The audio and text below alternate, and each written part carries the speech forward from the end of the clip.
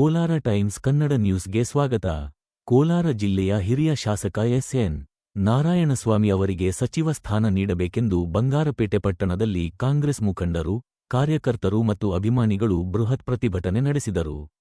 Doctor B R. Ambedkar ಪ್ರತಿಮೆಗೆ ಮಾಲಾರ್ಪಣೆ ಮಾಡಿದ ನಂತರ ಹಾಸ್ಪಿಟಲ್ ವೃತ್ತದವರೆಗೆ ಕಾಲ್ನಡಿಗೆ ಜಾಥಾ ನಡೆಸಿದ ಪ್ರತಿಭಟನಾಕಾರರು ತಮ್ಮ ನಾಯಕರಿಗೆ ಸಚಿವ ಸ್ಥಾನ ನೀಡಬೇಕೆಂದು ಘೋಷಣೆಗಳ ಮೂಲಕ ಆಗ್ರಹಿಸಿದರು.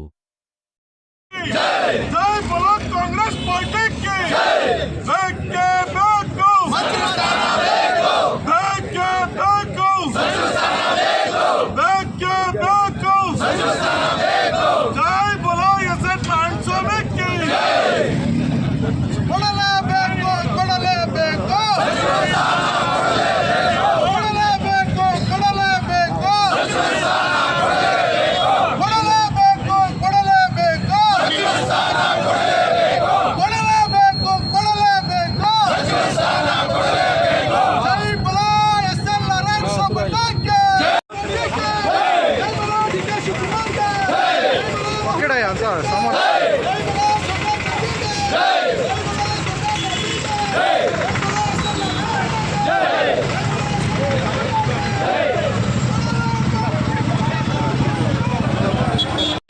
ಬಂಗಾರಪೇಟೆ ವಿಧಾನಸಭೆ ಕ್ಷೇತ್ರ ಮತದಾರರು 3 ಬಾರಿ ಅವರಿಗೆ ಗೆಲ್ಲಿಸಿಕೊಟ್ಟಿದ್ದಾರೆ.